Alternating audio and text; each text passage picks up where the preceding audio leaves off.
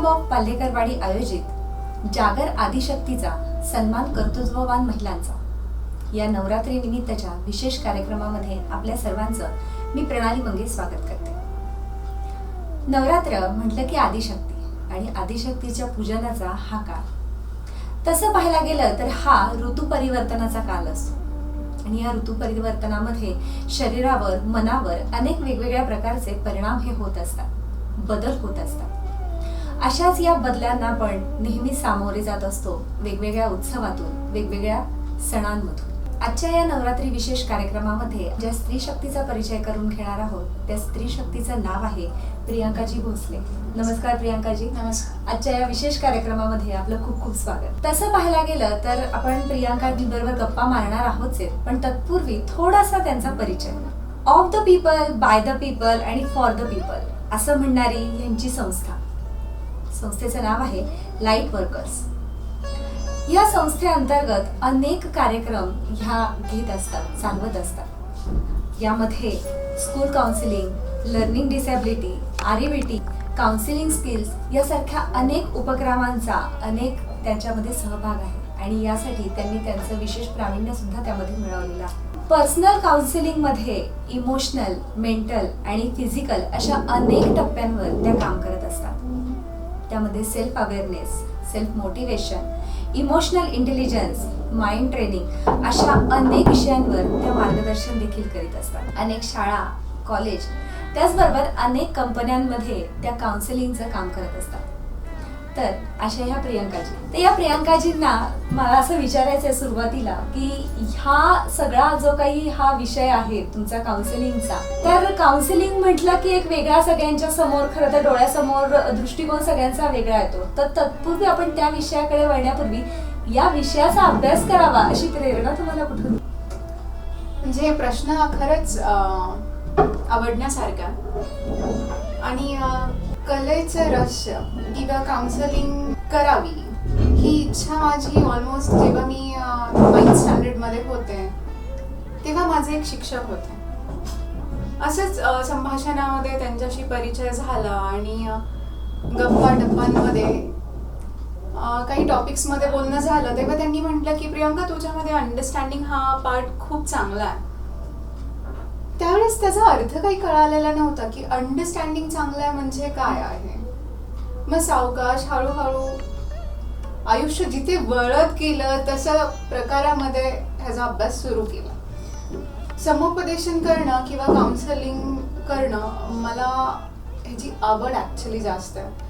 लोकांशी परिचय होतो, त्यांचे दुःख समजतात आणि मेन म्हणजे आपल्या आयुष्याचं काहीतरी ध्येय आहे की आपल्या आयुष्याची जी गरज आहे किंवा लोकांना समजण्याची जी गरज आहे ही माझी पुरेशी होऊन जाते जेव्हा मी लोकांशी संभाषण करते, त्यांच्या दुःखांना दूर करण्याचा प्रयत्न करते. कारण कदाचित हे वरदान असावं किंवा हे पर्पज ऑफ लाईफ आहे माझं, मला असं वाटतं प्रत्यक्षात. बरोबर आहे. काउन्सिलिंग हा जेव्हा आपण विषय घेतो म्हणजे समुपदेशन, तर यामध्ये वयोगटाला खरं तर अजिबातच बंधन नाही की तुम्ही ह्या वयोगटालाच समुपदेशन करायचंय किंवा या वयोगटालाच समुपदेशनाची जास्त गरज आहे. तर ह्या संदर्भात तुम्ही काय सांगाल की वयोगट आणि समुपदेशन? वयोगट म्हटलं आपण की प्रत्येक वयोगट, जसं की लहान मुलांचं समुपदेशन वेगळ्या प्रकारे होतं, अडल्टचं समुपदेशन वेगळ्या प्रकारे केलं जातं, त्याच्यानंतर आफ्टर 30s वेगळं समुपदेशन केलं जातं. मेन म्हणजे प्रत्येक आयुष्याचा जो टप्पा आहे ना तो वेगळा, बरोबर. तिथे हँडलिंग करणं त्याच पद्धतीमध्ये झालं पाहिजे, तेव्हाच डेव्हलपमेंट आणि नर्चरिंग ही चांगली होऊ शकते. बरोबर. प्रत्येक टप्प्यामध्ये येणारे प्रॉब्लेम्स ही वेगळे असतात. सो आपण सांगता नाही येऊ शकत की ही गोष्ट कोणाच्याही अनुभवांवरती अवलंबून असेल का नसेल. बरोबर. तर ज्याचा त्याचा अनुभव आणि त्याचे एक्सपिरियन्सेस माणसाला आयुष्यामध्ये घडवतात. बरोबर. तो घडत असताना आपण एक्झॅक्टली काय प्रॉब्लेम्स फेस करतो किंवा काय ऑब्स्टिकल्स सामोरी येतो, त्यांना ते हर्डल्स कसे क्रॉस करायचे, ते गायडन्स जर त्यांना व्यवस्थितरित्या मिळाला तर त्या वयामध्ये ते टप्पे व्यवस्थित पार पडू शकतात. म्हणून त्या वयाची काउन्सिलिंग तशीच होणं गरजेचं आहे, मिक्स नाही करू शकत. बरोबर आहे. केव्हाही जसं आपण वयोगटाचा विचार केला तसंच मुलांचा आणि मुलींचा, साधारण म्हणजे पुरुष आणि महिला असा दोन भाग सुद्धा आपल्याला त्याच्यामध्ये करता येतात. कारण बऱ्याच वेळेस असं होतं की पुरुषांचे गोष्टी या आहेत तर त्या काउन्सिल म्हणजे समुपदेशन ते त्यांच्या त्यांच्या मित्रांच्या ह्याच्यानी किंवा अनेक अशा पद्धतीने ते त्यांचे प्रॉब्लेम सॉल्व्ह करू शकतात किंवा एकमेकांचा सल्ला घेऊ शकतात. तर पहिल्यापासून आत्ताचा एक काळ बराच बदललेला आहे, पण पहिल्यापासून असं आहे की महिलांच्या बाबतीत तेवढा तो विषय तेवढ्या ह्याच्याने त्याच्याकडे बघितलं जात नाही राहिलं. म्हणजे अनेक गोष्टी महिलांच्या असतात की त्या एकमेकींशी बोलू शकत नाहीत तेवढ्या पद्धतीने. मग अशा वेळेस एक समुपदेशक म्हणून तुमची काय भूमिका असते त्यामध्ये? ती महत्वाची गोष्ट जेव्हा ह्या चेअरवरती आम्ही बसतो तर सगळ्यात महत्वाचं असं असतं की समोरच्याला माणूस म्हणून बघणं. बरोबर. आणि प्रत्येक व्यक्ती हा वेगळा आहे आणि त्याच्यामध्ये आमचा दृष्टिकोन असा असतो समुपदेशक म्हणून की कुठलीही घटना कुठल्याही व्यक्तीबरोबर घडत असेल तर त्या घटनेचा त्या व्यक्तीशी संबंध न ठेवता पर्सनली, इंडिव्हिज्युअल एंटिटी ही वेगळी आहे आणि घडणारे त्याच्या आयुष्यातले एक्सपिरियन्सेस आणि गोष्टी ह्या वेगळ्या असतात.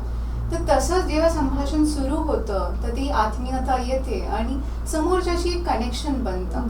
व्यक्ती हा आपोआप मोकळा होऊन जातो त्या क्षणाला आणि ते समोरच्याला युजली क्लायंट्सला कळत नाही, पण ती एक टेक्निक आहे. तसे स्किल्स डेव्हलप करणं गरजेचं आहे वर्षानुवर्षाने.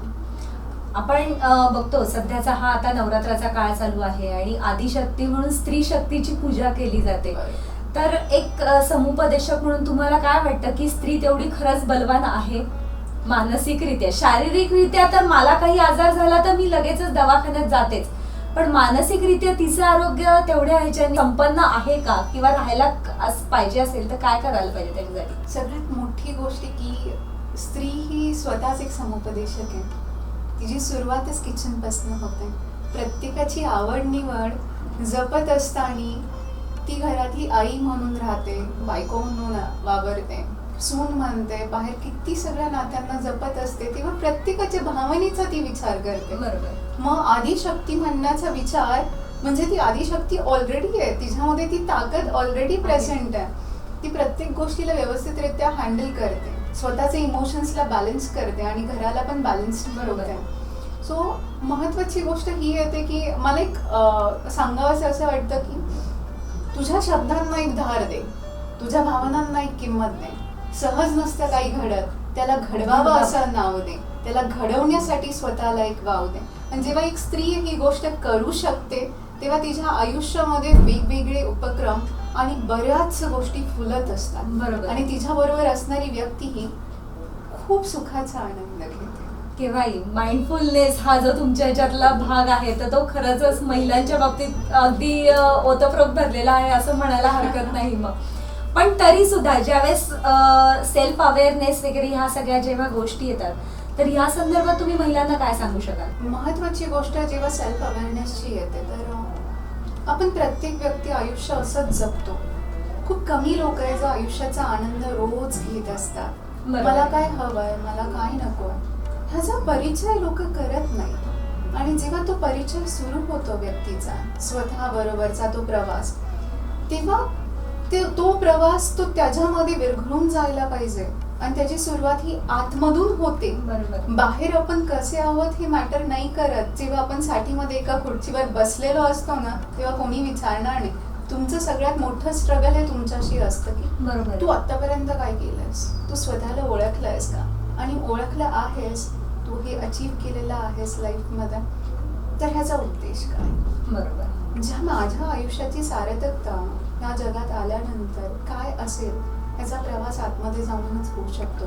म्हणून अवेअरनेसचा पार्ट खूप महत्वाचा आहे. मला काय वाटतं, मला काय नाही वाटत, खरंच ही माझी गरज आहे का. आपल्यामधल्या बरेच लोकांना हे कळत नाही की त्यांच्या गरजा काय, कारण ते क्षणोक्षणी बदलत असतात. भावना आजची आता ह्या क्षणाला ती उद्या कदाचित नसेल, एक तासाने त्याची इंटेन्सिटी कदाचित खूप कमी झालेली असेल. म्हणून मला काय हवंय ह्याची सुरुवात व्यक्तीने केली पाहिजे आणि मी कोण आहे. प्रत्येकाला म्हणजे मला सांगणं एक खूप प्रकर्षणात असं वाटतं की प्रत्येक स्त्री किंवा पुरुष, लहान मूल जर त्यांनी हा प्रवास सुरू केला की मी कोण आहे तर कदाचित आयुष्य खूप वेगळं रूपांतर घेऊ. थोडासा हा अध्यात्म या बाजूला वळणारा विषय आहे की स्वतःला जाणून घेणं.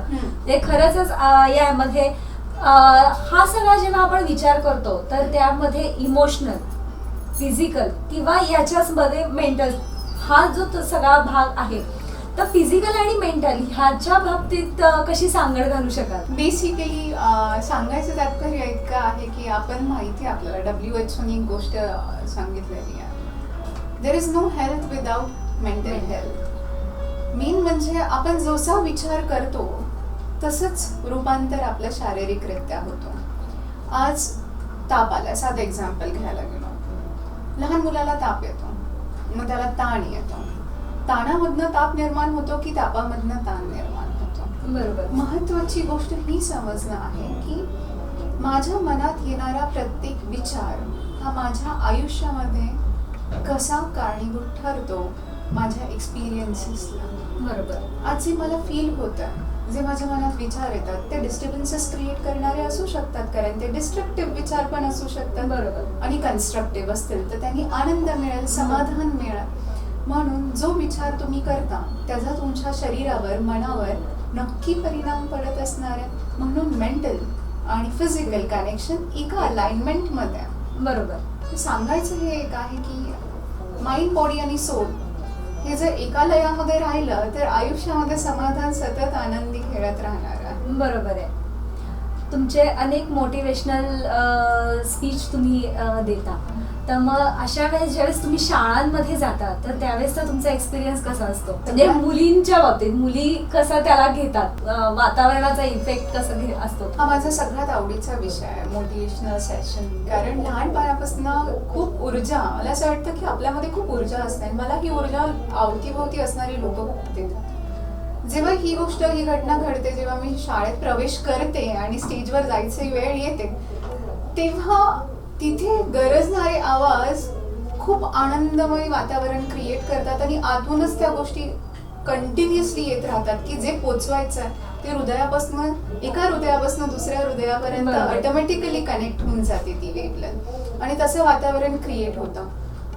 आतापर्यंतचा असा अनुभव आहे की प्रत्येक मुलगी जेव्हा मोटिवेशनल सेशन झाल्यानंतर त्यांचे फीडबॅक्स लिहिते तेव्हा त्यांनी आयुष्यामध्ये काहीतरी करून दाखवण्याची इच्छा त्यांच्यामध्ये निर्माण होते, आणि ती खूप आनंद आणि समाधान देणारी असते की 1 तास किंवा 3 तास पण आयुष्याची सार्थकता आपोआप मिळून जाते त्या क्षणाला. बरोबर. कारण तो आनंद, त्यांच्या चेहऱ्यावरचं ते स्मित हास्य मनाला एकदम सुखवून जातं की नाही, हे घडलं आणि एकदम व्यवस्थित आहे आता. बरोबर. मग काम करण्याची इच्छा तर एकदम दांडगी होऊन जाते त्या क्षणाला. केव्हाही जसं शाळेमध्ये तुम्ही मोटिवेशनल स्पीच कार्यक्रम त्याचे घेता, त्याचबरोबर तुम्ही कंपन्यांमध्ये पण बऱ्याच ठिकाणी जाता, पण जसं आता तुम्ही म्हणाला की एक शाळेमध्ये एक वेगळ्या प्रकारची ऊर्जा असते, तसं कंपनीमध्ये ज्यावेळेस जातो त्यावेळेस तो एक वेगळ्याच वातावरणामध्ये तुम्ही तिथे गेलेले असतात, तर मग दोन्हीमध्ये कसा फरक तुम्हाला जाणवतो? मेन म्हणजे काय आहे, कंपनीजमध्ये जाणं, वर्कर्स, एम्प्लॉईजची काउन्सिलिंग करणं म्हणजे ऑलमोस्ट हा आफ्टर 25चा पिरियड आहे. बरोबर आहे. ज्या क्षणाला सगळे टार्गेट ओरिएंटेड काम करत असतात. टार्गेट ओरिएंटेड काम करताना लोक बऱ्याच गोष्टींची त्यांचा संपर्क येत जातो, आणि संपर्क आल्यानंतर ते स्वतःला कुठेतरी विसरत जातात, आणि हा प्रवास म्हणजे फक्त गोल अचीव्ह करण्याचा असतो. तिथे माणूस समाधानापासून कधीतरी लांब होतो, कारण त्याला जे करायचं आहे खरंच तो करतोय का तिथे. बरोबर. म्हणून तिथलं वातावरण जे आहे ते लाईव्हली करण्यासाठीचं मोटिवेशनल सेशन तिथे दिलं जातं. बरोबर आहे. आणि जे शाळेमध्ये दिलं जातं ते गोल ओरिएंटेड सेशन्स दिले जातात की ह्या वयामधली घटना, ह्या वयामध्ये जे गोष्टी घडतात किंवा एक स्वप्न आपण सजवत असतो. बरोबर आहे. आणि सजवताना प्रत्येक व्यक्ती हा वेगवेगळ्या प्रकारे विचार करत असतो. मुलं खूप लहान आणि कोमल असतात, त्यांना जगाचा अनुभव नाहीये. बरोबर आहे. पण त्या पाक मनाने काय विचार केलेला आहे, त्याचं ध्येय काय आहे, त्याला एक चांगलं मार्गदर्शन मिळणं गरजेचं आहे. आणि तसंच कंपनीमध्ये काय होतं की जे वर्कर्स असतात थकलेले असतात, संसारात आणि कामात पिसलेले असतात, त्या क्षणाला कुठेतरी त्यांना असं वाटतं कोणीतरी त्यांना ऐकून घेणारं असं. बरोबर आहे. ती भूमिका खूप महत्वाची ठरते आपल्या आयुष्यात. प्रत्येक माणसाला पाहिजे की त्याला कोणीतरी ऐकून घ्यायला हवंय, पण ऐकणारी माणसं खूप कमी झालेली आहेत. आहेत, पण कदाचित आपण तो दृष्टिकोनही ठेवत नाही बरोबर आहे. किंवा योग्यरित्या त्यांना अप्रोच करत नाही. बरोबर. नवरात्रीचा काळ हा ऋतू परिवर्तनाचा काळ समजला जातो आणि या ह्याच्यामध्ये जसं आता मी म्हटलं की शारीरिक मानसिक अनेक बदल यामध्ये होत असतात. तर तुम्हाला जाणवणारा ह्या कालावधीमधला बदल कुठला? की मानसिक बदल हे अशा पद्धतीने होत असतात आणि त्याचा शरीरावर अशा पद्धतीने बदल दिसून येतो. बेसिकली ऑक्टोबर मंथ म्हणजे डॉक्टर्स मंथ बोलला जातो. इतकी हीट जनरेट होते ऋतूमध्ये, किती बदल घडतात. आणि सध्या आत्ताचं वातावरण आपण पाहायला गेलो तर वातावरणाचा बदल हा नक्की मनावर आणि विचारांवरती होतो. बरोबर. विचारांवर कसं होतं की सध्याची जी आपण पॅन्डेमिकची सिच्युएशन बघूयात की लोकांना एक्सपोजर खूप कमी आहे, सगळे आयसोलेटेड सिच्युएशन्स मध्ये. आणि कंपनीज मधला आपण IT चा क्राऊड बघूयात, जर आपण त्यांचं एक्झाम्पल घेतलं तर सतत PC समोर बसलेले असतात. काही वेगळं करण्यासाठी नाही आहे. सॅटर्डे संडे म्हटलं तरी कधीतरी वर्कलोड असू शकतो. त्या क्षणाला ह्या पॅन्डेमिकमध्ये, ह्या काळामध्ये आपली दशेरा म्हणू किंवा घटस्थापना म्हणू घरामध्ये एक नवीन ऊर्जा क्रिएट करते. म्हणून आपण भारतामध्ये ऋतू म्हणू किंवा फेस्टिवल्स हे सेलिब्रेट करण्यामागे कारण हे आहे की आपल्या घरामध्ये एक वेगळं वातावरण आणि ऊर्जा क्रिएट होते. बरोबर. आणि त्याचा शरीरावरती जो दुष्परिणाम होणारा असतो बॅक्टेरियाज किंवा किटाणूचा कमी होऊन जातो, कारण मनामध्ये ती ताकद आणि इम्युनिटी माणूस सतत डेव्हलप करत असतो. बरोबर आहे. सो मेन म्हणजे सांगायचं असं असेल की लवंडतो मी, सांडतो मी, स्वतःशीच भांडतो मी, मोडलेला खेळ सारा पुन्हा नव्याने मांडतो मी. जर आयुष्यामध्ये घटना तर घडणारच, रोज चालणारच आहोत. बरोबर आहे. पण रोजचा प्रवास हा नव्याने करण्याची इच्छा मात्र प्रत्येक व्यक्तीमध्ये कशी आपण डेव्हलप करू शकतो स्व, बरोबर आहे, ह्याचा विचार मात्र आपण केला पाहिजे. जसे एक स्त्री सतत आता कंटिन्युअसली, आता आपण घरामध्ये साफसफाईचा वेळ सुरू झाली, घर ते साफायला म्हणजे घरामध्ये साफसफाई मस्ट आहे. प्रत्येक किती ऊर्जा असते, त्यावेळेस थकत नाही कोणी. एरवी आपण साधं काम करायचं म्हटलं तरी आपल्या मनाला असं वाटतं की आता बाई येणार नाही पॅन्डेमिक, कसं काय करणार. पण आता हा उत्साह ऑटोमॅटिकली आलेला आहे. बरोबर. कारण हे वातावरण क्रिएट होतं, ही ऊर्जा आपल्याला ताकद देते. बरोबर. ही ऊर्जा माणसांच्या विचारांचीही असते.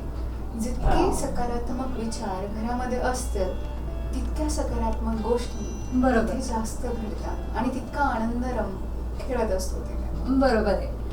जेव्हा असे तुमच्या समोर पेशंट नाही म्हणता येणार आपल्याला, तर अशा व्यक्ती ज्यावेळेस तुमच्या समोर येतात काउन्सिलिंगच्यासाठी, समुपदेशनासाठी, आणि ती व्यक्ती गेल्यानंतर म्हणजे त्या व्यक्तीचं आणि तुमचं सेशन जे आहे ते संपलं आणि त्याच्यानंतर ती व्यक्ती गेल्यानंतर त्याचा इम्पॅक्ट तो तुमच्या ह्याच्यावर कसा आणि किती राहतो? महत्वाची गोष्ट ही आहे की this is very interesting question actually. आतापर्यंत बरेच लोक विचारतात, इव्हन क्लायंट्स विचारतात की तुम्ही इतकं सगळं कसं काय हँडल करता आणि रोज नव्या उत्साहाने परत तीच सुरुवात करता. कारण मानसिकरित्या खूप नेगेटिव्हिटीमध्ये जो व्यक्ती वावरत असतो तो स्वतःच नेगेटिव्ह बनण्याचे चान्सेस जास्त असतात.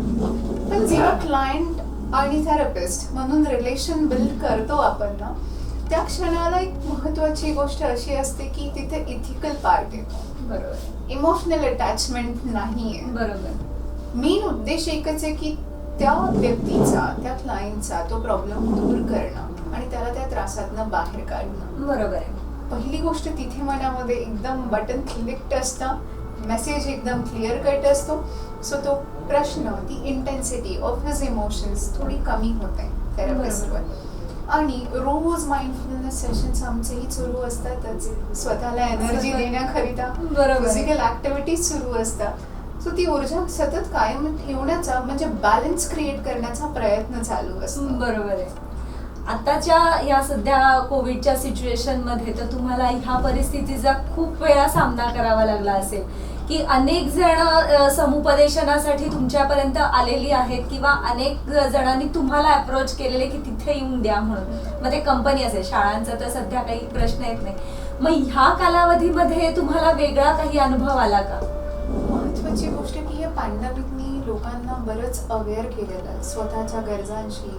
बरोबर आहे. स्पेशली मानसिक गरजा, भावनिक गरजा. आपण जशा वातावरणात राहतो आपण तशा फ्लोमध्ये फ्लो होत जातो. बरोबर आहे. पण जेव्हा ह्या कंपनीजमध्ये एंटर केलं या पॅन्डेमिक सिच्युएशनमध्ये, तर सगळ्यात मोठी जी गोष्ट जाणवली की लोकांच्या मनात भीती खूप आहे आणि ही भीती त्यांच्याकडनं बरेच चुकीच्या गोष्टी करत. बरोबर. आणि कसं होतं की माणूस स्वतःपासूनच लांब जातो ह्या सिच्युएशनमध्ये. बरोबर. मेन म्हणजे आपण फॅमिलीमध्ये राहतोय. फॅमिलीमध्ये राहिल्यानंतर हा 8 महिन्यांचा कालावधी म्हणजे असं झालेलं आहे की प्रत्येक व्यक्ती किती सगळ्यांमध्ये राहूनही एकटा पडतोय. तेव्हा जे पेशंट्स येतात किंवा त्यांना असं जाणवतं की मला समुपदेशनाची गरज आहे. बरोबर. खरंच लोकांमध्ये हा अवेअरनेस सध्या यायला लागलेला आहे. पण येत असतानाही देखील आपण त्यांना प्रोत्साहन देत नाहीये. कुठेतरी तो टॅबू अजूनही मनात आहे की सायकायट्रिस्टकडे जाणं किंवा मानसोपचार तज्ञाकडे जाणं म्हणजे काहीतरी इश्यू नक्की आहे. बरोबर आहे. सहजरित्या आपण कोणाशी बोलायचं आणि संभाषण करायचं असं जेव्हा माणूस विचार करतो तर कदाचित त्याचे प्रॉब्लेम्स खूप लवकर सॉर्ट आउट होऊ शकतात. बरोबर. कंपनीचा अनुभव असा असेल की जेव्हा आम्ही कंपनीजमध्ये वर्कर्ससाठी गेलो समुपदेशनाला किंवा मोटिवेशनल सेशनला, तेव्हा पॅन्डेमिक काय आहे ह्याचा त्या बेसिक लेवल वर्कर्सवर खरंच परिणाम पडलेला नव्हता. कारण त्यांना त्यांच्या गरजा भागवणं ही खूप महत्त्वाची गोष्ट होती.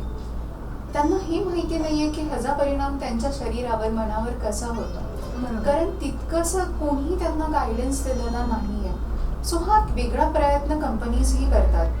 स्पेशली आता जेव्हा आपण हॉस्पिटलच्या गोष्टी करतो तर हॉस्पिटलमध्ये सुद्धा तो अवेअरनेस पेशंट्सला दिला जातो. ते समुपदेशन दिलं जातं. तर मोरिया हॉस्पिटल आपल्या पेशंटसाठी प्रत्येक क्षणी फॉलोबॅक करत राहते की चाललंय का, म्हणजे पेशंटचं डाएटपासनं त्यांचं काउन्सिलिंगपासनं त्यांची व्यवस्थित ट्रीटमेंट प्लॅन हा बघितला जातोय सध्या. So it's a best thing की आपण एवढ्या सगळ्या गोष्टी फॉलोअप घेतोय. बरोबर आहे. महत्वाची गोष्ट की आपण भीती ही गोष्ट मनामध्ये किती असावी. बरोबर. आणि हे जे आहे ना रेड फ्लॅग्स दिसत असतात कारण ते बिहेवियर मध्ये रिफ्लेक्ट होतात, पण आपण त्यांच्याकडे दुर्लक्ष करतो. बरोबर. दुर्लक्ष करत असताना जेव्हा सिव्हिअरिटी जाणवते तेव्हा आपल्याला असं वाटतं की आता डॉक्टरकडे जायला. बरोबर. पण मग नंतर कधी कधी उशीरही झालेला असतो. मग अध्यात्म हे सांगतं की उशीर कधीच होत नाही. तू निर्णय घेतलेलास म्हणजे आतापासून सुरुवात झालेली आहे प्रोग्रेसची. तर माणसं अध्यात्म आणि विज्ञान दोन्हींची सांगड घालायला कुठेतरी चुकतात किंवा कमी पडतात. बरोबर. तो गायडन्स त्यांना रोज मिळाला पाहिजे किंवा त्यांच्यामध्ये ती इच्छा पाहिजे की आम्ही माझ्या स्वतःसाठी रोज काहीतरी केलं पाहिजे. बरोबर. जर ह्या कालावधीमध्ये ना 24 तासामधून प्रत्येक व्यक्ती स्वतःला 1 तास दिवसातला देत असेल ना, कदाचित त्याच्या आयुष्याची प्रोडक्टिव्हिटी ही 10 पटींनी वाढू शकते. बरोबर. कारण तो स्वतःला सामोरी जाऊ शकतो जिथे इलेक्ट्रॉनिक गॅजेट्स नक्की त्याच्यापाशी नसतील. फक्त तो निवांत खुर्चीवर बसून स्वतःच्या विचारांशी परिचित होणं आणि त्यांना फेस करणं ही खूप गरजेची गोष्ट आहे माणसाच्या लाईफमध्ये. पण ह्या गरजा ठरवणंही आपल्याच हातात आहे. बरोबर. आता तुम्ही मोरिया हॉस्पिटलचा उल्लेख केला तर इथे येणारा पेशंट तर तो तर तिथे ऍडमिट आहे किंवा तो होम क्वारंटाईन आहे, दोन्ही ह्याच्यामध्ये. अशा वेळेस त्या घरातल्या महिलेच्या संदर्भात असा तुम्हाला काही तुमच्या समुपदेशनाच्या ह्याच्यात एवढ्यात काही असा अनुभव आला का की खरंच ती खूपच हतबल झालेली होती आणि खरंच तिला त्या समुपदेशनाचा खूप चांगला फायदा झाला? ॲक्च्युली आता लेटेस्ट एक केस सांगायचं झालं तर एन्झायटी डिसऑर्डर GADची केस आहे. आणि जेव्हा केस आमच्याकडे आली तर इनिशियली जो क्लायंट होता सब्जेक्ट तो खूप जास्त पॅनिक आणि इम्पल्सिव्ह होता. त्या महिलेला जो त्रास घरामध्ये प्रत्येकाला हँडल करताना होत होता तो मागच्या 28 वर्षांपासून ती त्या त्रासामध्ये होती. पण त्यांना गायडन्स कोणी प्रॉपरली दिलाच नाही. गायडन्स नाही मिळालं, सायको एड्युकेशन नाही मिळालं तर घरामध्ये तो अवेअरनेस कसा क्रिएट होणार. आपल्याला फॅमिलीचाही सपोर्ट लागतो. म्हणजे ना तो सब्जेक्ट हा इश्यू आहे ना फॅमिली हा इश्यू आहे, पण कुठेतरी ह्यांची सांगड घालणं आणि त्यांना एकमेकांशी परिचित करणं गरजेचं आहे. तर तिराहित म्हणून थेरपिस्ट म्हणून हे काम करताना ही गोष्ट जाणवली की जेव्हा समुपदेशन सुरू झालं, जेव्हा थेरपी सुरू झाल्या तेव्हा कुठेतरी घरामध्ये एक वेगळं वातावरण निर्माण झालं. बरोबर आहे. ती महिला इथं येऊन असं आनंद व्यक्त करत होती, कृतज्ञता व्यक्त करत होती की आमच्या घरामध्ये आता आम्ही एकत्र येतोय. जे प्रेम आतापर्यंत 28 वर्षात मी कधी फील नाही केलं ते आता मला फील होत आहे. बरोबर. कारण नवऱ्याबरोबरचं नातं 28 वर्षात कधीही मेंटेन न झाल्याने तिला तो त्रास मनामध्ये कुठेतरी कुठल्या तरी कोपऱ्यात सतत रोज होत होता. आणि आता सध्या त्यांच्यामध्ये तो आनंद खेळतोय, ते नातं नव्याने फुलायला लागलेलं. बरोबर आहे. पण समुपदेशन करायला हवंय हे त्या महिलेला कळालं. तिने स्वतःनी व्यक्त होण्याचा धाडस केला. बरोबर. आणि घरामध्ये एक वेगळं वातावरण त्याने निर्माण झालं. आपल्या मनामध्ये कुठेतरी आपण ही भीती बाळगतो की कोणीतरी आपल्याला जज करेल बरोबर. व्यक्त करताना. पण कदाचित हे प्रोफेशनच वेगळं आहे, तिथे तुम्हाला जज नाही केलं जात. कारण प्रत्येक व्यक्ती हा सायकोलॉजिस्ट होऊ नाही शकत, बरोबर आहे. समुपदेशक होऊ नाही शकत. कदाचित त्याच्यामध्ये ती जन्मतःच ती गोष्ट असते, म्हणून तू कुणाला जज नाही करत. आणि ही प्रोफेशन अलाउडही नाही करत बरोबर जज आहे. करायला. व्यक्ती ही व्यक्ती आहे. आणि समुपदेशक म्हणून आम्ही आयुष्यामध्ये प्रॉब्लेम्स फेस करतोच ना. बरोबर. पण नक्कीच. फेस करत असतानाही देखील त्यांना सामोरी जाऊन त्याच्यातनं बाहेर पडून परत आपल्या ट्रॅकवर येणं गरजेचं आहे. That's really very important. आधीचा म्हणजे कोरोनाच्या आधीचा कालावधी जो काही होता त्याच्यानंतर आत्ताचा जो काही बदल झालेला आहे या ह्याच्या पूर्ण परिस्थितीमध्ये, तर याच्यामध्ये नक्की समुपदेशकाची जबाबदारी वाढलेली आहे. कारण सध्याच्या ह्याच्यामध्ये खूप त्याचा परिणाम दिसून आला की अनेक ठिकाणी समुपदेशकाची गरज आहे असं लक्षात आलं. आणि मग ह्या सगळ्यामध्ये तुमची एक जबाबदारी वाढलेली आहे. हे आपलं कामाचा भाग झाला की समुपदेशन, पण तरी सुद्धा कुटुंब आहे आपल्याला, त्याची जबाबदारी आपल्यावर आहे. मग या दोन्हीची सांगड तुम्ही कशी घालता? सांगड घालताना घरामधले लोकही तितकं सपोर्ट करतात, कारण ते समजून घेतात कदाचित गरज काय आहे कालाची. आणि आपल्याला जेव्हा फॅमिली सपोर्ट असतो तर काम खूप व्यवस्थितरित्या होतं, मन लागतं तिथे करताना आणि तितकं समाधान आपण समोरच्यालाही देऊ शकतो. सुरुवातीला जेव्हा काम सुरू केलं तेव्हाच डिसाईड केलं होतं की फ्री टाईम म्हणजे क्वालिटी टाईम ही फॅमिली बरोबर स्पेंड केला जाईल.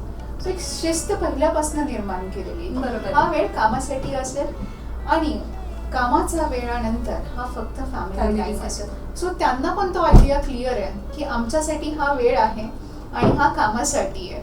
पहिल्यापासून जेव्हा ही शिस्त आपण बाळगतो तेव्हा गोष्टी पुढे जाऊन जे पुढचे प्रॉब्लेम्स असतात ते ऑटोमॅटिकली कमी होतात. बरोबर आहे. पण आताच्या ह्या कालावधीमध्ये खरंच कामाच्या वेळेचं नियोजनच राहिलेलं नाही. बरोबर. त्याच्यामुळे मग हा मला प्रश्न अगदी प्रकर्षाने विचारावा असं वाटतं की मग त्या वेळेचं कसं नियोजन करता? बेसिकली कसं आहे, सुरुवातीचा जो पॅन्डेमिकचा काळ होता, पहिले 4 महिने आपण म्हणूयात क्रुशियल आणि क्रिटिकल सिच्युएशन होती जरा, तेव्हा ऑनलाईन सेशन्स होते. तर सोशल डिस्टन्सिंग होतं आणि त्याच्यानंतर कसं असायचं की हे माहिती आहे की ऑनलाईन सेशन्समध्ये समाधान मिळत नाही पूर्णतः.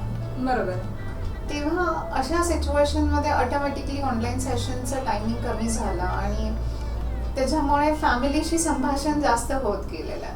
कारण फोन कॉल किंवा टेलिफोनिक सेशन्स पण कमीत कमी वेळामध्ये होतात. बरोबर. लोक पॅनिक होतात तर माइंडफुलनेस सेशन सुरू केलं. सो त्याचंही टायमिंग सेट केलेला होता. आणि जर इमर्जन्सी केस येणार आहे तर डेफिनेटली वर्क ही प्रायोरिटी असणारच आहे. सो तितकी अंडरस्टँडिंग फॅमिली ठेवतीये. That is what the thing is की कुठलीही डिफिकल्टी आली तर दे आर द बॅकबोन. बरोबर. Always there with us and they know that she is in a field जिथे गरज आहे लोकांना आणि त्यात तिचा आनंद आहे. बरोबर. ते डिस्टर्ब कधीही करत नाही त्या बाबतीत. नक्कीच. या सगळ्यामध्ये म्हणजे तुम्ही स्ट्रेंथ नक्की तुमची कोण आहे आता? फॅमिली तर आहेच आहे, पण तरी सुद्धा एकूणच सगळं की नाही मला ह्या जास्त ही स्ट्रेंथ म्हणून मी ह्या गोष्टींकडे किंवा या व्यक्तीकडे अगदी आवर्जून बघते. अच्छा, म्हणजे असं एक मेंटर आयडियल म्हणून ऍक्च्युली जेव्हा मी लहान होते ना तेव्हा मी देशभर प्रवास केलेला. माझे बाबा आर्मीमध्ये होते. ते कधीच फॅमिली बरोबर राहिलेले नाही आहेत. आणि आम्ही माझी आई मेन म्हणजे माझी आई एक अशी व्यक्ती आहे, स्त्री मी जिला लहानपणापासून पाहिलं की तिने फॅमिली लाईफ बॅलन्स केली. अक्वेंटन्स रिलेशन जे तिच्या आयुष्यामध्ये आलं त्यांना बॅलन्स केलेलं आहे. दोन्ही मुलींना मोठं केलेलं, सेटल केलं, बाबांना पाहिलेलं, सगळ्या गोष्टी हँडल करताना मी एक वेगळं प्लॅट्यू तिच्या लाईफमध्ये पाहिलेलं आहे. सो माझ्यासाठी प्रेरणा म्हणजे ती आहे बरोबर. सर्वात मोठी. आणि असं जेव्हा मी शाळेमध्ये गेले तर माझे शिक्षक, त्या आयुष्यामध्ये मी हमेशा एक गोष्ट म्हणते, माझी आई आणि माझे शिक्षक माझ्या लाईफमध्ये खूप मोठं कॉन्ट्रीब्युशन देतात. कारण मी आर्मी पब्लिक स्कूल KV मध्ये शिकलेली, जिथे पर्सनॅलिटी डेव्हलपमेंट पहिला आस्पेक्ट आहे. सो जेव्हा त्या प्रवासात होते ऑटोमॅटिकली शिक्षकांनी खूप सपोर्ट केला. बरोबर. तेव्हाच नव्हे, स्कूल लाईफमध्येच नव्हे तर कॉलेज लाईफमध्येही, आणि अजूनही बरेच शिक्षक कॉन्टॅक्टमध्ये. सिन्स माय चाइल्डहुड मी इतकी शाळा बदललेल्या आहेत, पण कोणीही अजून मला विसरलेलं नाही किंवा मी प्रत्येकाच्या संपर्कात प्रत्येक क्षणी आहे. बरोबर. कारण तो मला आनंद देतो. नक्कीच. एक शिक्षक असं नाही म्हणता येणार, शिक्षक शिक्षकच असेल. नक्कीच नक्कीच. आता आपल्या ह्या सगळ्या एकमेकींच्या गप्पांमधनं तुम्ही नक्की महिलांसाठी असो, मुलांसाठी असो, अन्य म्हणजे सगळ्यांच्यासाठी तुम्ही एक संदेश काय द्याल? एक असा संदेश म्हटलं तर इट्स रिअली डिफिकल्ट, कारण बऱ्याच गोष्टी आहेत जे पॅन्डेमिक मध्ये लोकांनी फेस केलं किंवा व्यक्त करण्याचा प्रयत्न केला. की मेन म्हणजे मला असं सांगावंसं वाटतं की जेव्हा आपण कोणाशी संभाषण करतो तेव्हा माणसामध्ये बोलण्याची खूप ऊर्जा असते. बरोबर. आणि प्रत्येकाला बोलावंसं वाटत असतं. तर आपण आपल्या घरापासून सुरुवात करूयात. म्हणजे अबोल शब्द आपण आपल्या कानावर पडतात किंवा आपल्याला फक्त भावना वागण्यात कळतं, त्याला आपण समजून घेण्याचा प्रयत्न करूया की व्यक्ती एक्झॅक्टली काय म्हणते. अज्युम न करता आपण प्रत्येक क्षणी अझम्पशन्स ठेवतो की हिला हे म्हणायचं असेल, त्याला ते म्हणायचं असेल. ही न करता आपण ना विचारूयात, समजून घेऊयात, अफर्म करूयात, एकमेकांना सांभाळून घेऊयात. जर कोणी आजारी पडतं आणि आपण त्याला विचारायला जातो तर आपण हे ऑब्झर्व केलेलं आहे की तू कसा आहेस, त्याचं उत्तर काय येतं, बरं ठीक आहे, पण मला माहिती आहे तुला त्रास होतोय, तुला काय वाटतं मला कळतं. तेव्हा ती व्यक्ती ऑटोमॅटिकली ओपन होते, तिला बरं वाटतं. हा ॲटिट्यूड आपल्यामध्ये डेव्हलप करणं गरजेचं आहे. प्रिजुडिस आस्पेक्ट्स लाईफमध्ये त्रास देतात, आपली प्रोग्रेस थांबवतात. जर कोणाला स्वतःहून प्रोग्रेसवर लक्ष द्यायचं असेल तर त्यांनी अझम्पशन्स कधीच ठेवता कामा नये.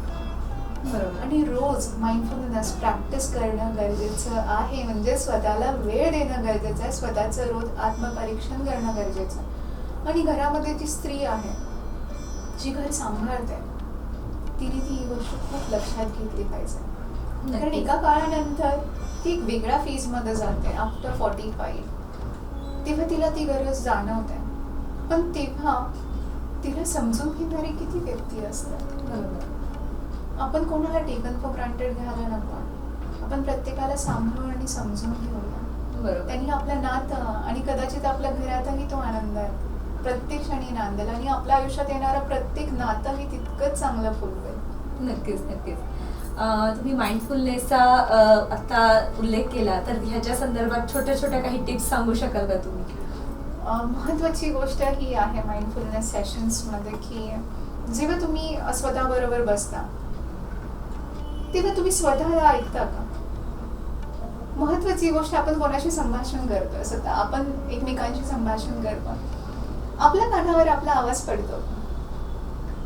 सुरुवात जर इथून केली, एक बेसिक स्टेप आहे, म्हणजे आपले इम्पल्सेस आवाजातले बॅलन्स होतात, क्रस्ट अँड ड्रफ्टचे आवाजात येतात, एक लय बदलतो जेव्हा आपण आपला आवाज स्वतः ऐकत असतो आणि आपले विचार क्लिअर होत असतात आपल्याला, कारण आपण विचारपूर्वकच बोलत असतो. बरोबर आहे. दुसरी गोष्ट की दिवसातनं 15 ते 20 मिनिटं स्वतःबरोबर डोळे बंद करून शांत बसणं ही मात्र खूप गरजेची गोष्ट आहे. प्रत्येक स्त्रीने मात्र हे नक्की केलं पाहिजे, कारण ती सगळ्यात डिफिकल्ट टास्क स्त्रीला असतो, स्वतःबरोबर बसणं आणि तेही डोळे बंद करून. म्हणजे तिचा एक वेगळा स्ट्रगल सुरू होतो. बरोबर आहे. पण हा जर सातत्याने हा प्रयत्न सुरू ठेवला तर कदाचित त्याचा फायदा खूप होऊ शकतो. बरोबर. हा फायदा म्हणजे काय असतं की आपल्या विचारांशी आणि आपल्या भावनांशी आपल्या नव्याने परिचय होतो आणि त्याचं बॅलन्सिंग एक वेगळी सिस्टीम क्रिएट होते.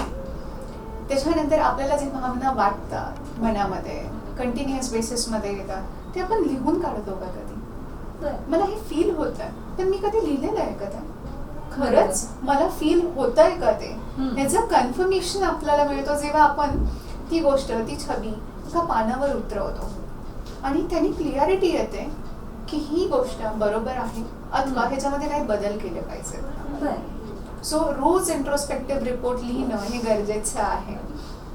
कारण ह्यानी काय होतं, लाईफमध्ये एक वेगळं डिसिप्लिन क्रिएट होतं. डिसिप्लिन म्हणजे काय? अवेअरनेस, जो आपला पहिला मुद्दा होता, बरोबर. सेल्फ अवेअरनेस वरती फोकस. इनर जर्नी सुरू होती आपली. मग आपल्याकडनं ना कोणाला प्रीजम्पशन्स केलं जातात, ना स्वतःबद्दल कोणाला टेकन फॉर ग्रांटेड असं आपण गृहीत धरण्याचा चान्स दिला जातो. बरोबर आहे.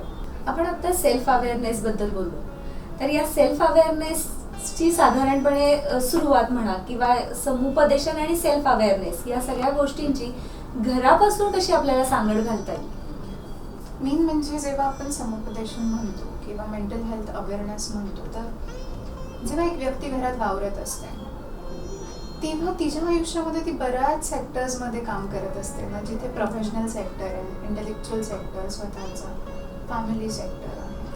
ह्या क्वाड्रंट्समध्ये ती प्रत्येक वेळेस स्वतः सामोरी जाते, कारण ती प्रेझेंट आहे, ती कॉमन आहे प्रत्येक बरोबर. सेक्टरमध्ये. तर ह्या क्वाड्रंट्समध्ये जेव्हा ती काही प्रॉब्लेम्सला फेस करत असते तेव्हा आपण हे कधी पाहिलं आहे का की किंवा आपण आता स्वतःचं एक्झाम्पल घ्यायला गेलो तर बॅलन्स करतो का प्रत्येक क्षणी प्रत्येक गोष्ट? बॅलन्स का करत नाही? कारण कदाचित आपण रेड फ्लॅग्स जे आपल्या आयुष्यात येतात तर मिस करतो. आता रेड फ्लॅग्स म्हटलं किंवा सेल्फ अवेअरनेसचा पार्ट आणि समुपदेशनाची सांगड घालायचं घरात म्हटलं तर महत्वाची गोष्ट ही येते जेव्हा विचारांमध्ये एक वेगळं वादळ सुरू होतं. बरोबर. तेव्हा ते वादळ माणसाचं त्याच्या आयुष्यामध्ये भावनांवरती पण परिणाम होतो आणि वागण्यामध्ये वेगळं रिफ्लेक्शन येतं. बरोबर. आणि त्याचे सगळे परिणाम स्वरूप कॉन्सिक्वेन्सेस त्याला त्याच्या आयुष्यामध्ये म्हणजे त्या क्वाड्रंटमध्ये फेस करावे लागतात. बरोबर. तिथे गरज अशी असते जेव्हा आपल्याला जाणवतात की माझा विचार कुठेतरी भरकटतो, मला निर्णय घेता येत नाही, मला निर्णय घेता येत नाही किंवा मला कोणाची तरी गरज आहे, त्या क्षणाला आपण तिथे संभाषण कोणाशी तरी करणं गरजेचं आहे. बरोबर आहे. जो टॅबू आहे मेंटल हेल्थ अवेअरनेस बद्दलचा किंवा समुपदेशनाबद्दलचा की मी जायला पाहिजे का तिथे, मी काय वेडा आहे का, म्हणजे सामान्य भाषेमध्ये लोक हा विचार करतात. त्यात अजूनही खूप सुशिक्षित फॅमिलीजही हा विचार करत असतात. पण आपल्याला गरज आहे, ही गरज माझी आहे. जेव्हा आपण असं समजून चालतो कदाचित आपला प्रॉब्लेम तिथे अर्धा संपलेला असतो. कारण ऐकणारा व्यक्ती तुम्हाला प्रॉब्लेम तुमचा समजून तुम्हाला गोल ओरिएंटेड सोल्युशन्स देत असतो. तेव्हा तो तुम्हाला तुमच्या स्वतःशी परिचित करतो. बरोबर. बऱ्याचदा आपण बऱ्याच लोकांना आयुष्यामध्ये भेटत असतो. काही लोक आपल्याला खूप आवडतात पहिल्या क्षणाला, बघता क्षणी. काही लोक बघता क्षणी नाही आवडत पण संभाषण केल्यानंतर आवडतात. तेव्हा कोणालाही जज न करता आपण जेव्हा त्या व्यक्तीमध्ये काय आवडत आहे ते माझ्यामध्ये आहे का किंवा माझ्यामध्ये मिसिंग आहे म्हणून मला ते आवडलंय का, जेव्हा आपण अशा प्रकारच्या विचारांमध्ये किंवा स्वतःमध्ये एक जर्नी परत एक प्रवास सुरू करतो तेव्हा आपल्याला जाणवतं की मी कुठे कमी आहे किंवा मला हे हवं आहे, मला हे हवं आहे ह्याची जाणीव झाली की ती गोष्ट आपोआप माणसाला मिळते कारण त्याची वाटचाल तिकडे सुरू होते. ती गरज समजणं गरजेचं आहे. म्हणजे सेल्फ अवेअरनेस ऑटोमॅटिकली येतो जे फॅमिली लाईफमध्ये बॅलन्स करू शकतो आपल्याला. बरोबर. त्यासाठी समुपदेशन करणं कधी उत्तम आहे, त्यांनी केलं पाहिजे. आम्हाला ही गरज असते थेरपिस्टची. जेव्हा आम्ही इतक्या लोकांना रोज एन्काउंटर करतो, त्यांच्या भावनांना समजतो, कधीतरी केओटिक सिच्युएशन मध्ये आम्ही येऊ शकतो. नक्कीच. पण हे स्वीकारणं की मला गरज आहे, बरोबर. तिथून तुमच्या लाईफची प्रगती होते, तिथून तुमच्या घराची प्रगती होते. बरोबर. आपल्या आयुष्यामध्ये आपण बऱ्याच गोष्टी मिस केलेल्या आहेत. सध्या असं झालेलं आहे की पिढ्यानपिढ्या त्याच गोष्टी होत जातात आणि आपण तसेच राहतो. बरोबर. पण मेंटली, इमोशनली, फिजिशियली माणसाची प्रोग्रेस होणं म्हणजे त्याच्या आयुष्यात त्याला कळणं की गरजेचं काय आहे. बरोबर. आणि त्या क्षणाची गरज समजून तसं वागणं पहिलं महत्वाचं आहे. ज्याचा परिणाम स्वतःवर न पडू देता किंवा आपल्या अवतीभोवती कोणावरही न पडू देता तो निर्णय त्या क्षणाला घेता येणं, म्हणजे आपली सतसत विवेक बुद्धी वापरणं, बरोबर. ते जेव्हा समजतं दॅट इज सेल्फ अवेअरनेस. म्हणजे व्यक्ती स्वतःची परिचित आहे, त्याची पोचपावती मिळून जाते बरोबर. आणि मग त्याच्या आयुष्यामध्ये त्याचं टार्गेट क्लिअर होऊन जातं, ती ट्रान्सपरन्सी राहते. माणसांना त्यांच्या भावनांशीच परिचय नाहीये, त्यांचं लढाई स्वतःशीच सुरू असते रोज. बरोबर आहे. उठता बसता झोपता आणि ही शांत झोप लागत नाही, कारण त्यांना कदाचित माहिती नाहीये की मला हवं आहे का. हवंय. म्हणून जास्तीत जास्त मानसिक रोगी जे आहेत किंवा आपणही ह्या वर्षभरामध्ये आपण असं बघूया 2035 मध्ये 490 million people will suffer from depression actually. It's estimated by WHO. पण मग जर अशा दृष्टिकोनाने आपण वाटचाल करत बरोबर आहोत, आहे. तर आपण त्या नंबर मधले एक व्यक्ती व्हायचा आहे का, जेव्हा की everything is depression is now treatable, it's curable. पण ते सफर करताना जे यातना होतात त्या पहिलंच तत्पूर्वीच आपण विचार केला की नाही आता गरज आहे, आणि तशा प्रकारे आपण कदाचित वावरलो किंवा ते स्टेप्स घेतले तर त्याचा फायदा होतो, आपल्याला होतो. सगळ्यात महत्त्वाची गोष्ट आणि आपल्या फॅमिलीला होतं, कारण जी लोक आपल्याशी खूप भावनिकरित्या कनेक्टेड असतात त्यांच्यावर नक्की परिणाम होतो आपल्या वागण्याचा. बरोबर. आणि सगळ्यात महत्त्वाची गोष्ट की आपण दुर्गतीकडे जातो ना, जर कोणालाही नको. बरोबर. प्रत्येकाला हवं आहे की लाईफमध्ये त्यांचा ग्राफ हमेशा अपलिफ्टेडच असावा. ते हवं असेल तर त्या क्षणी निर्णय घेणं गरजेचं आहे. म्हणजे आपले माइलस्टोन्स आपण सेट करू शकतो, आपले प्रॉब्लेम्स आपण समजू शकतो. बरोबर. सो तो अवेअरनेस ऑटोमॅटिकली क्रिएट होतो. आणि मग जर तो व्यक्ती तुमच्या कनेक्शनमध्ये नाही आहे आणि तुम्हाला तो एक दृष्टिकोन दाखवतो, तर मग जायला हरकत काय असते. तर आपण कदाचित तुम्ही हा अवेअरनेस जर क्रिएट करू शकता जास्तीत जास्त लोकांमध्ये, आणि आपणही जिथे बसतो जिथे गप्पा मारतो कदाचित आपणही बघतो की आपल्या मैत्रिणींमध्ये कोणाला गरज असू शकते. बरोबर.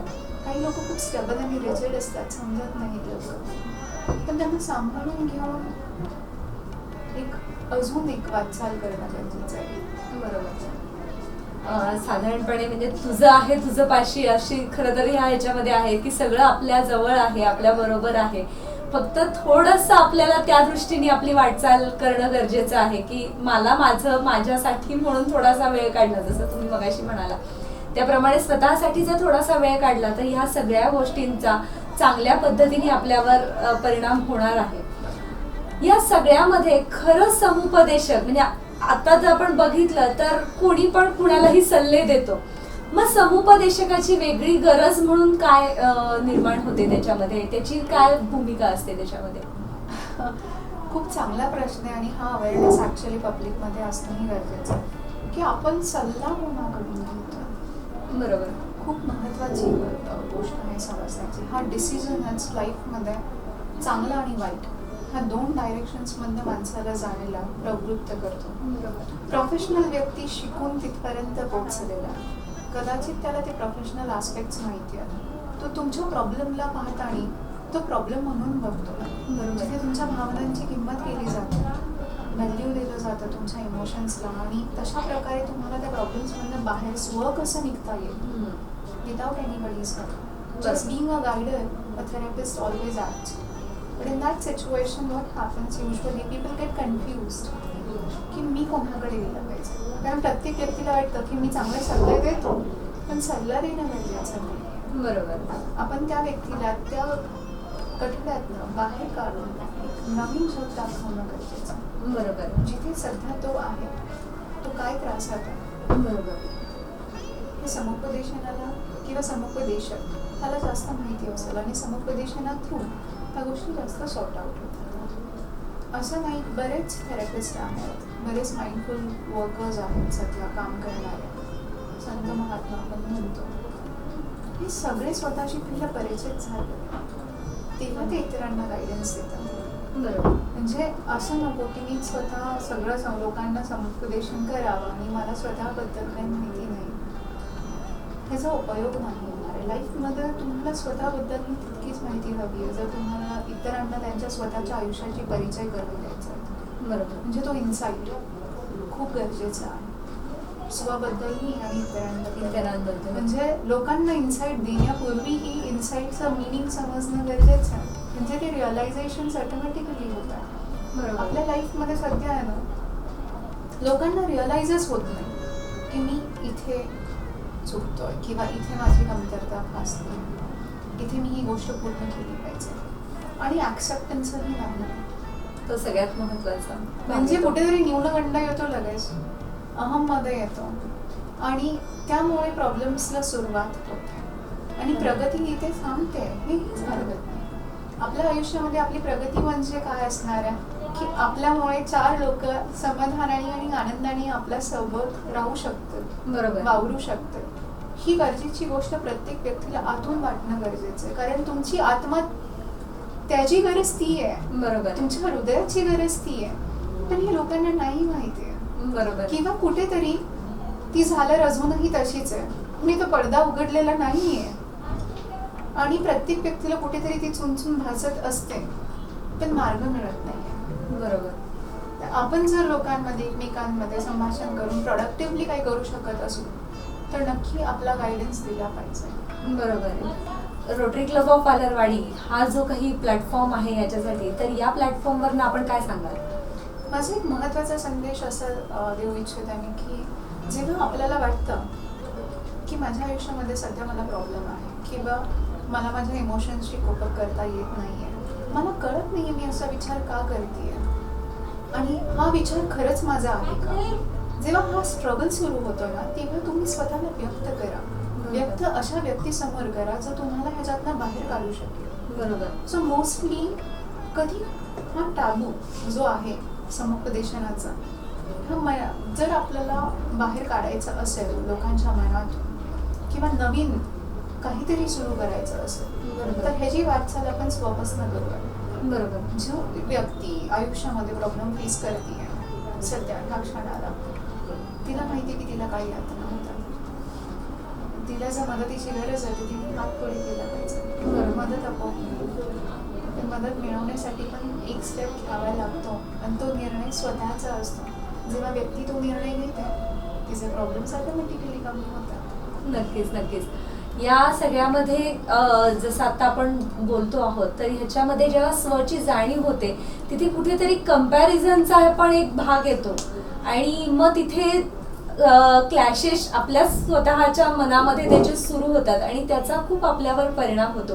मग अशा वेळेस एक समुपदेशक म्हणून तुम्ही काय करा म्हणजे म्हणाल की कंपॅरिझन करण्यापेक्षा स्वतःमध्ये बदल करणं जास्त गरजेचं आहे का त्या कंपॅरिझन मधनं बदलणं गरजेचं आहे?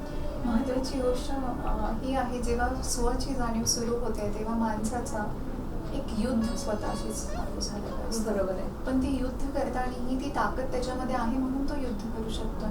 तो युद्धभूमीत त्याच्यामुळे उतरलेला आहे ना, पण ही त्याला जाणीव नसते. ही जाणीव करून देणारा तो समुपदेशक असतो.